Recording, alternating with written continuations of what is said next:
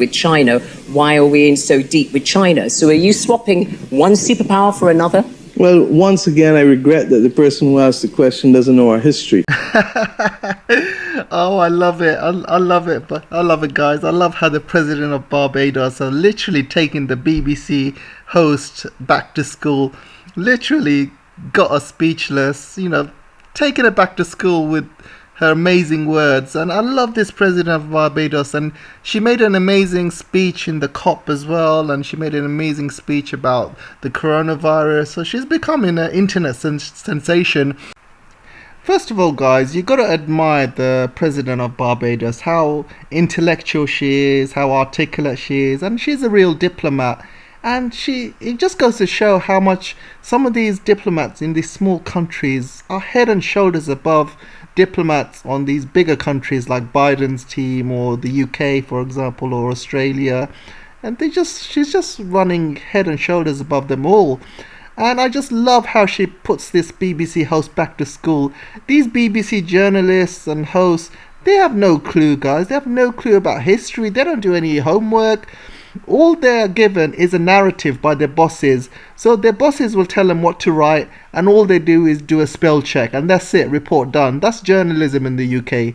You can't be a real journalist in the UK. You can't be unbiased. You can't do your own work. You can't do your own research. You have to follow a narrative that's given to you, and if you don't, you get fired. That's how it works. So this BBC reporter, she didn't know what's coming to her. She just sits there taking all this, thinks she's clever by talking about China and crap, and she gets basically taken to school.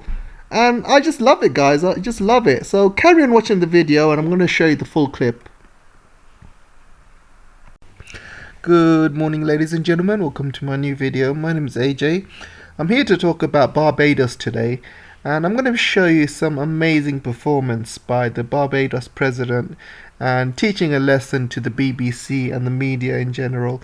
And it's really is amazing to watch, and she's an amazing diplomat, and I'm very, very impressed with her, and I wish most diplomats were as diplomatic and intelligent as her, really. If you haven't done so already, guys, please do like, share, subscribe, do whatever you can to help support the channel. Make sure you check your comments, it hasn't been deleted by YouTube bots.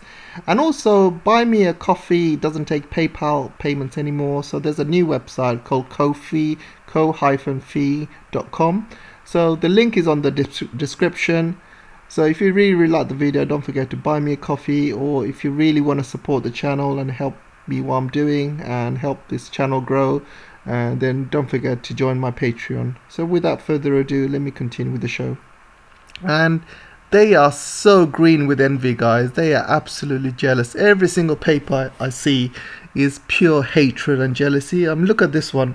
How China is colonizing the Commonwealth as Britain beats itself up over imperial past, and slavery countries once loyal to the crown are kneeling to Beijing, which is building its own empire and enslaving 1 million Uyghurs. And then you got this one, China colonizing the Commonwealth, Barbados a pawn as Xi seeks world domination. This one that says Jeremy Clarkson says bye bye Barbados, China can have you. This guy, man, what a snake in the grass. China treated him very well. When he went to China with his Top Gear program, they treated him very well. They, gave him everything he needed. He came back saying amazing things about China, but now with this article, he's literally stabbing them in the back. What a snake in the grass. And you got this one, Little England, not anymore. Barbados is becoming Little China. And this one's quite funny, guys. Canadian MPs sing God Save the Queen in a show of support for the monarchy after Barbados becomes a republic. Can you believe this crap? Doesn't Canadian parliaments or MPs, do they not have sovereignty? What the hell, man? You guys, Canadians, can I have some Canadians input in that? Why would they do this? It just makes no sense. Seriously, you might as well see Americans standing up and singing God Save the Queen as well. Absolutely ridiculous. Don't you Canadians have your own sovereignty or something? It's crazy. So, this came up as well. Barbados is to build a slavery museum after cutting ties with the British monarchy. And not many people know, but Barbados is, or was, one of the first countries in the Caribbean which Britain used as part of the slave trade. And as you can see here, from the 17th to 19th centuries, some 400,000 Africans were shipped to Barbados to work as slaves on sugar plantations. Reminders of this grim link of Britain around one of the Draxhall estate, a sugar plantation in the parish of St. George, owned by Richard Drax, a Conservative MP. So you can see that, at the time, as you know, with the huge amounts of human rights with slavery going on, so many black, African, Caribbean people died because of this. They stole a lot of the sugar plantation. They had forced labor. They took all the riches from the land, and they have still not paid any reparations from it. And all of these Caribbean countries are asking Britain to pay for reparations, pay for the slaves labor that they did. Still, they haven't paid anything to this day. They all they want is money for the slaves. You can see the slaves didn't get anything, she said. This left a development deficit that still has to be addressed. We believe it's a matter of fundamental fairness. Not just the Barbados, but a lot of these Caribbean countries and African countries are still waiting for reparations, as you can see from this article. They're still looking for UK to pay the money that, and all the slavery and all the cruelness and all the stealing of countries' resources and riches. They still got to pay for that, guys, and they haven't paid for anything for India. They haven't paid anything to China. They've literally colonized most of the world back in the day, and they've not paid anything for it, and the West should pay for that. To be honest, guys, it was coming. I mean, what the hell has England or the Queen done for Barbados anyway? Does she wake up one morning and say, one is gonna build a bridge in Barbados today. One is gonna build a road in Barbados today. Do you think she does that? No, of course she doesn't. English people, even the Queen, they don't care about Barbados, guys. They've not done any infrastructure work in Barbados whatsoever. As far as they're concerned, Barbados is only good for one thing: holidays. And if British people don't want to go to Barbados, I'm sure China will. China has come along, putting its money where its mouth is, helping them with their infrastructure. So why should Barbados, be loyal to the Queen? What has the Queen done to Barbados apart from putting its people to slavery back in the day? Seriously, England needs to wake up. England is not a colonial power anymore. It's got no power over all of these countries it once had. It's not a major superpower anymore. Anyway, I'm going to show you the clip now, guys, and you can see how the Barbados president is going to basically take the BBC back to school. With China, why are we in so deep with China? So are you swapping one superpower for another? Well, once again, I regret that the person who asked the question doesn't know our history. In 1977, Barbados established relations with the People's Republic of China, and therefore to suggest that we are now seeking to ingratiate ourselves with China means that you don't understand where we've come from or what we're doing. Any country that lives in this world today, to exist in this world, ought to have relations with every country, and China is clearly a global power. And for us not to have a relationship with China, even if we didn't have one 47 years ago, would be foolish. But you've been very complimentary about China. You had a phone conversation with President Xi Jinping recently. You said this is all about strengthening the relationship with China. In 2019, the government signed up to the BRI, the big infrastructure projects and so on. And some people are suspicious. They think that China wants to buy the family silver. But let's put it this way. I've also been very complimentary of the Americans and the British and the Canadians, so that for me not to be complimentary of China seems unusual. And similarly, for persons who believe that because we want to be friendly with China means that we are a pawn, tells us what they think about us in the first place. Because we are capable of being, as our first Prime Minister said, friends of all and satellites of none.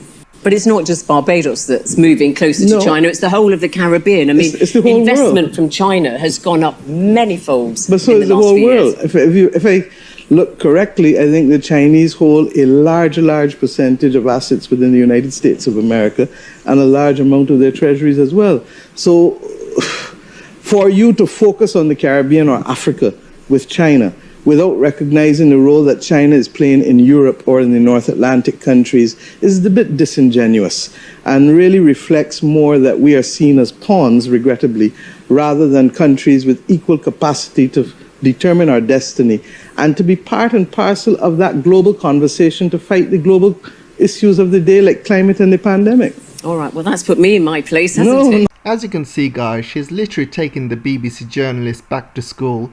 And to be honest, these BBC journalists, they're not very good anyway. None of them have any background information or historical information. You know, they're just following a narrative. They don't do any of their homework. They have no knowledge of what's going on around the world. So it's not that difficult to take a BBC journalist back to school. So I want to show you this article, and I found it quite funny and insulting at the same time. Little England, not anymore. Barbados is becoming Little China. So the guy who wrote this article is called Matthew Campbell. So he's talking about how, you know, China's investments is going into Barbados and people are forgetting about the Queen and things like that. And I'll show you this part. And does this look like good journalism to you or unbiased journalism? Because look at this. At a Chinese-built housing development in the Christchurch parish, Mandarin characters were painted on the walls. A woman came to her from the front door to tell me that she and her neighbours were a Chinese team of doctors. Can you see team has been put with double quotes? What is that supposed to mean? Chinese team of doctors. They're almost insinuating like these are like double quoted doctors which, you know, basically were in charge of spreading coronavirus or something like that. Because anyone that puts double quote team, you know, you're kind of winking at it. They're trying to insinuate something else. So then he said this. I wondered if a hospital on the island will one day be named after President Xi. Can you see how jealous this guy is and how much envy he's having? And do you call this good journalism, guys? Because a good journalist will stay impartial, will just state the facts. You know, this is not about his opinions.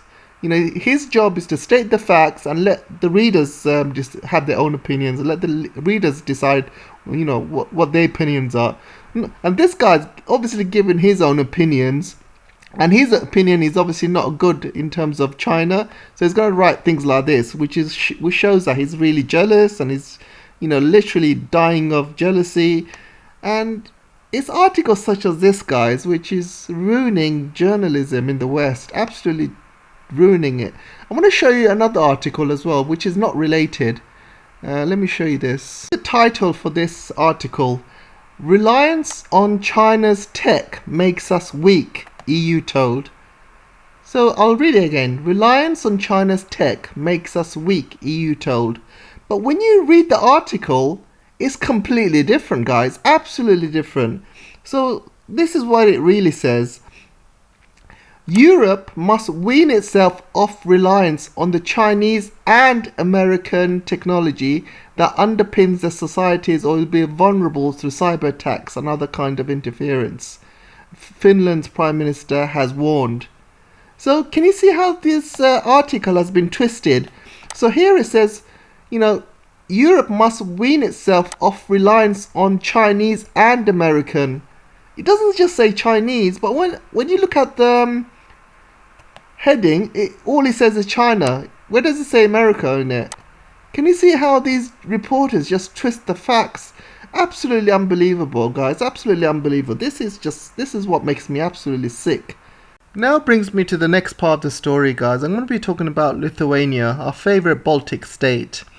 And I must admit, Lithuania does have a lot of beautiful people in there, a lot of friendly people. But unfortunately, guys, they are little lapdogs for the West. Almost desperate lapdogs. You know, the ones that really strive for attention.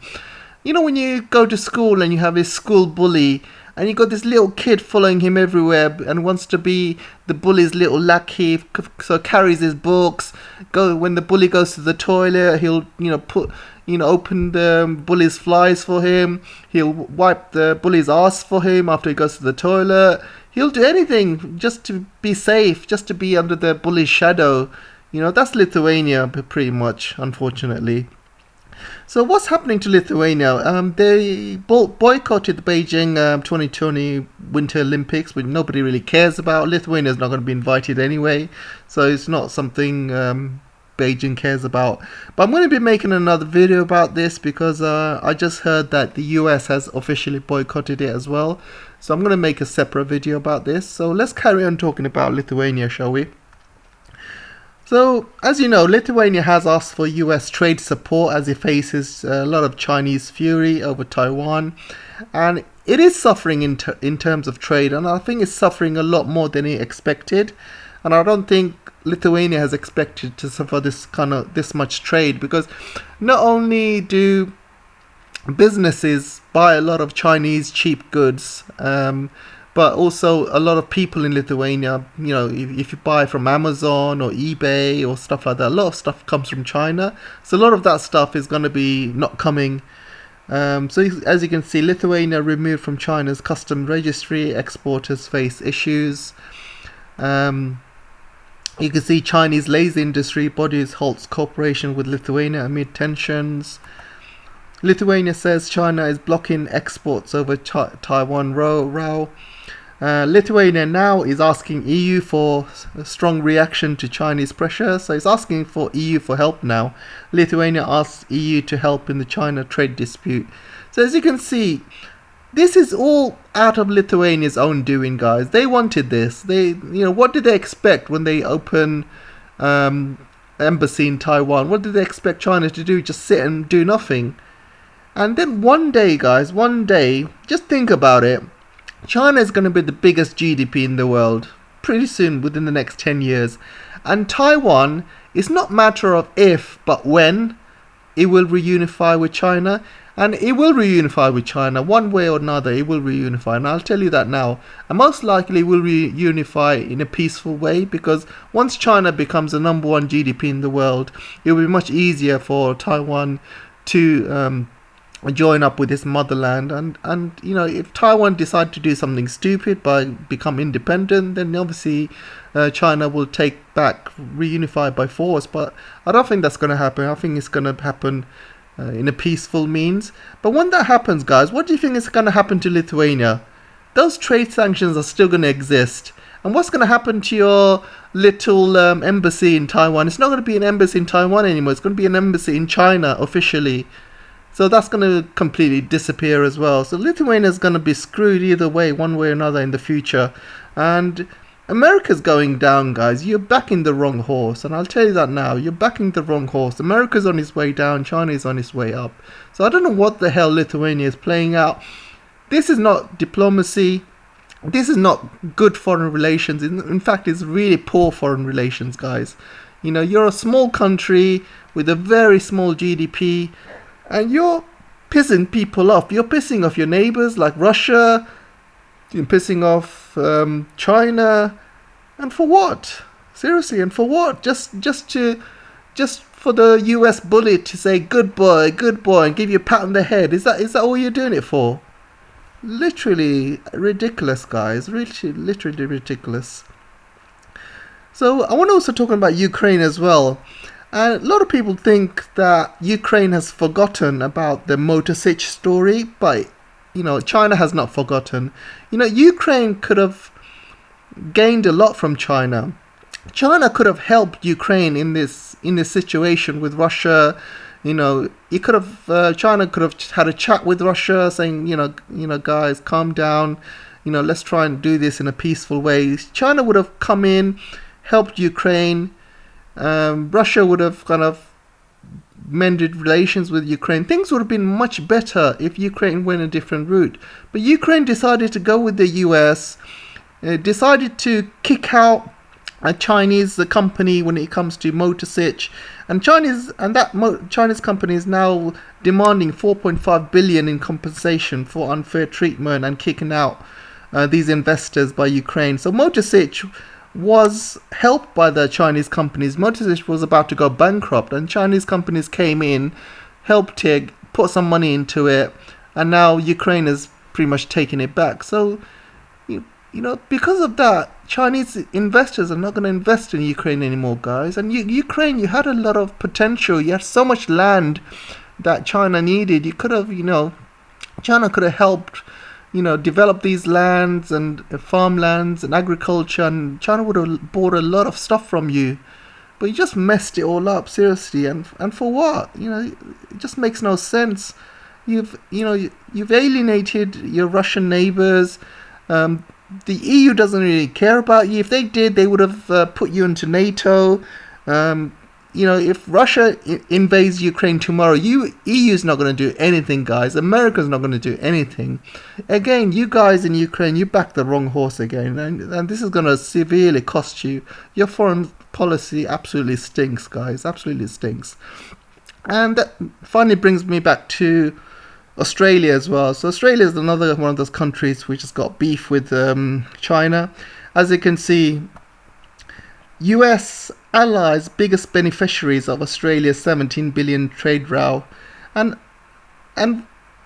the business Australia is losing, US and its allies are gaining. So what does that tell you? What does that tell you about friendship?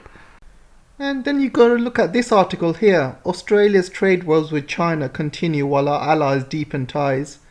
Can you see what I mean? Everyone is thinking about their own interest. Everyone, including US, UK, they might talk a lot of rhetoric in front of the press and all of that, but behind your back, they'll just stab you in the back. They don't really care about Australia's needs. They don't really care about their own needs. I saw this article as well.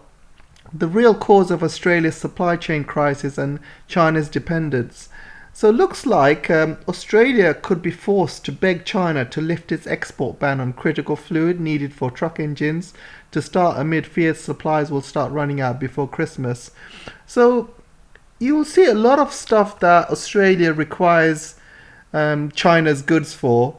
It's going to have to beg China to get them, because otherwise they'll have to get them from somewhere else, and it's going to be much more expensive, because the whole world relies on Chinese goods, Chinese cheap goods. I mean, China is the world's factory.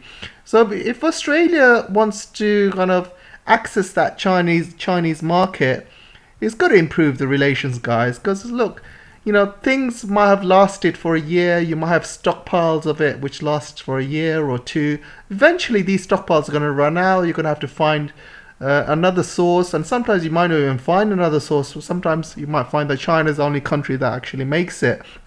And if you do get it from somewhere else, it's going to be much more expensive. Plus, the shipping cost might be really expensive as well. So it's a lot of hassle work. It's much easier to have a better foreign policy than to go along this route. And basically, it's like me having a friend and I'm telling my friend, don't do business with this guy, cut all ties with this guy. Then my friend listens to me, and then I go behind his back and do business with the guy I told him to stop having business with. It's like that, guys. Everyone's after their own interests. People stab each other in the back. And Australia's pretty much fallen for it. It's fallen for America's trap. America's getting more businesses out of China, and Australia is the fall guy just because Morrison decided to open his mouth. Long term, short term, it's not going to affect Australia much. Like I said, the iron ore is still going on. But don't forget, guys, the iron ore is not going to last forever. China is looking at other sources in Africa and other places, and also it's using a lot of recycled iron ore as well. And don't forget, the property market is cooling down in China as well, so there'll be a less need for iron ore as well. So all in all, all this trade with Australia should grind to a halt within the next 2 to 3 years. And that's when Australians and that's when Australia's going to start feeling the pinch, and that's when the economy is going to be hit very hard, because all these years Australia has been benefiting from China's rise, from China's property market and the need for raw materials, iron ore. And once that comes to stop, guys, Australia will suffer, and other markets like America and Europe will take over Australia's market. And Australia might say that, we're going to diversify, we'll go to other markets. But you can't compare it to China, guys. You can't compare a market of 1.4 billion people. And you lose that market and it's going to hit you hard. And don't forget, China is the factory of the world as well. So, it provides a lot of cheap goods all over the world. So if there's huge tariffs in Chinese goods and China is blocking goods to going into Australia, then Australia is going to be affected as well. You can't buy any cheap goods from China. It's going to have to buy it from somewhere else with higher costs. You can't sell anything to China. So Australia is going to be hit very hard over the next 2-3 years. Very hard. So that's all I wanted to say for today. Let me know what you guys think, and I'll see you in the next video. Take care for now. Bye.